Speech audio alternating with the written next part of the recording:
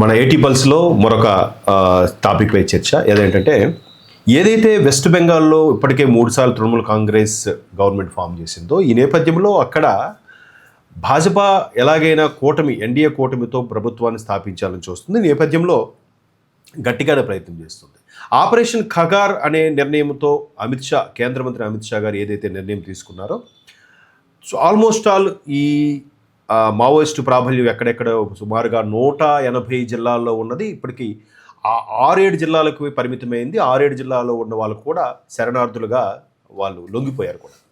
So operation Kagar 2026 మార్చి 31 కల్లా పూర్తి చేస్తామన్నారు, అది చేశారు. అయితే ఇదే అమిత్ షా గారు వెస్ట్ బెంగాల్ క్యాన్వాసింగ్కి వెళ్ళినప్పుడు కూడా అక్కడ పరిస్థితి చూసి మాకు చొరబాటుదారులు ఎక్కువ అవుతున్నారు, అక్కడ స్థానికులు ఇచ్చిన కంప్లైంట్ మేరకు ఈసారి కూటమిని గెలిపించండి, ఖచ్చితంగా బంగ్లాదేశ్ వెంబడి ఫెన్సింగ్ వేస్తామన్నారు. అయితే బంగ్లాదేశ్కి ఆల్మోస్ట్ ఆల్ వెస్ట్ బెంగాల్కి ఆనుకొని ఉండే బంగ్లాదేశ్ మ్యాప్ అంతా చూస్తే సుమారుగా 4960 కిలోమీటర్ల బార్డర్ అయితే ఉంది. ఇది బంగ్లాదేశ్కి భారత్కి ఉండే బార్డర్. దీంట్లో ఆల్మోస్ట్ ఆల్ 60% అంటే 3000 కిలోమీటర్ల పై చిలుకు అంతా కూడా ఫెన్సింగ్ వేసేశారు. రిమైనింగ్ కూడా వాలు కడదాము, ఫెన్సింగ్ వేద్దామని అంటే తృణమూల్ కాంగ్రెస్ అధినేత్రి డ్రామాలు ఆడుతూ, నాటకాలు ఆడుతూ, చొరబాట్లను ప్రోత్సహిస్తూ వాళ్ళని ఓట్లుగా మలుచుకుంటూ గెలిచే ప్రయత్నం. అందుకే మూడోసారి కూడా గెలిచింది ఆవిడ. సో ఈసారి ఏదైతే వచ్చి ముందుగా దాన్ని తోక కత్తిరించే ప్రయత్నం చేసిందో ఎలక్షన్ కమిషన్ ఇప్పుడు గగ్గోలు పెడుతున్నారు. ఆ ఓట్లన్నీ గల్లంత అయిపోతే ఇప్పుడు ఎవడు ఓటేస్తాడు తృణమూలకి? ఎందుకంటే మీరు రండిరా, వచ్చి మా సంపదను దోచుకెళ్ళిపోండి, మీరు మెల్లగా, మీరు మాత్రం పిల్లల్ని కంటూనే ఉండండి 10 మంది, మీరు ఎక్కువ మంది అయిపోతే మీకే హ్యాపీగా ఉంటుంది, నేను ఎన్నాళ్ళు ఉంటానో పోతాను, తర్వాత మీదే గవర్నమెంట్ వస్తుంది అనేలాగా తృణమూల అధినేత్రి ప్రవర్తిస్తున్నారు. దానికి చెక్ పెట్టడానికి ఇప్పుడు అమిత్ షా గారు ఏ విధమైన చర్యలు తీసుకోబోతున్నారు? ఎందుకంటే హోంశాఖ చాలా కీలకమైన శాఖ. అయితే ఏదైతే గంగా నదికి పాయలుగా విడిపోయి అక్కడ బంగాళాఖాతంలో బే ఆఫ్ బెంగాల్లో కలుస్తుందో ఆ పాయలుగా విడిపోయిన నదీ తీర ప్రాంతం ఏదైతే బంగ్లాదేశ్కి ఇండియాకి మధ్యలో ఉందో సుమారుగా ఒక రిమైనింగ్ ఒక 1500 కిలోమీటర్ల మేర ఇంకా కావాలి. అయితే ఈ 1500 కిలోమీటర్లో 1000-1200 కిలోమీటర్ల వరకు నదీ పరివాహక ప్రాంతంలాగా నీటి గుంటలు వాటిలో ఉన్నాయి. దానికి అక్కడుండే పారామిలిటరీ బలాలు కానీ లేదంటే భద్రతా బలగాలు కానీ సంబంధించి వాళ్ళకి ఒక ఆర్డర్ పాస్ చేస్తూ ఆ నీటిని మీరు ఖచ్చితంగా మెయింటైన్ చేస్తూ అదే నీటి ప్రమాణం తగ్గిపోకుండా, నీటి మట్టం తగ్గిపోకుండా చూసుకుంటూ దాంట్లో విషసర్పాలని మొసల్ని పెంచే ప్రక్రియని వాళ్ళకి అప్పచెప్తూ ఆర్డర్స్ పాస్ చేసిందంట. ఒకవేళ ఆ నీటిని ఈదుకుంటూ ఎవరైనా ఇటు చొరబాటుదారులు వస్తే వాళ్ళు మొసళ్ళకి ఆహారం అవ్వాలనేది ఒక కాన్సెప్టు. ఇవన్నీ పక్కన పెడితే విషసర్పాలు మొసళ్ళు అనే కాన్సెప్ట్ మొదటి నుంచి మనకి రాజుల కాలం నుంచి కూడా ఉంది.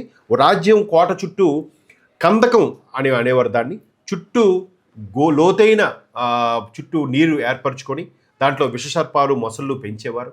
ఎవరైనా కోటలోకి ప్రవేశించాలంటే ముఖద్వారం తప్ప వెనక నుంచి ముందు నుంచి ప్రవేశించే మార్గం లేకుండా ఆ కందకం అనే కాన్సెప్ట్ ఉన్నది. ఇప్పుడు అదే కందకం కాన్సెప్ట్ని కేంద్ర ప్రభుత్వం వెస్ట్ బెంగాల్లో ఎక్కడైతే ఫెన్సింగ్ లేదో దాన్ని ఇంప్లిమెంట్ చేసింది. మరోవైపు చొరబాటుదారులు వచ్చే కన్నా ముందు ఆ విషసర్పాలు మొసళ్ళు అమ్మో అనే భయాందోళనని కలిగించేలాగా దీన్ని స్ప్రెడ్ చేస్తోంది.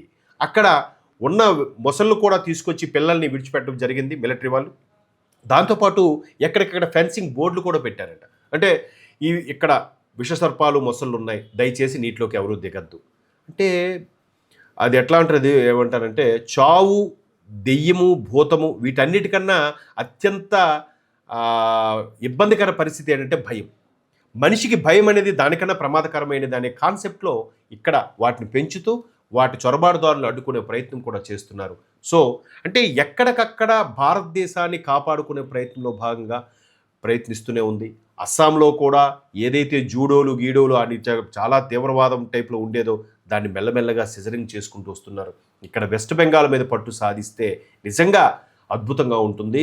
తూర్పు పాకిస్తాన్, బంగ్లాదేశ్ మొన్న ఎంత గొడవలు, ఎన్ని దారుణాలు జరిగాయో మనం చూసాం. కాకపోతే పక్క దేశం కాబట్టి మనం నోరు మెదపడానికి అవకాశం లేదు. ఆ పక్క దేశాన్ని ముందు కంట్రోల్ చేయాలి, కట్టడి చేయాలి. పాకిస్తాన్ ఎలాగైతే కట్టడి చేశామో దీన్ని కూడా కట్టడి చేస్తే అప్పుడు ఒక్కొక్కడుగా తోక జాడించకుండా సెటరేట్ అవుతాడు అనేది భారతదేశ ప్రభుత్వ ఉద్దేశం. సో వెస్ట్ బెంగాల్లో అందరి దృష్టి వెస్ట్ బెంగాల్ మీద ఉంది. ఈసారి ఎన్నికల్లో కూటమి ప్రభుత్వం రావాలని కూడా సగటు మనిషి ఆవేదన చెందుతూ కోరుకుంటున్నాడు. చూద్దాం మరి వెస్ట్ బెంగాల్లో కూటమి ప్రభుత్వం రావాలని కోరుకుందాం. అంటే ఇదొక విశ్లేషణ మాత్రమే. దీనిపై మీ అభిప్రాయాన్ని కామెంట్ రూపంలో కూడా తెలియజేయచ్చు.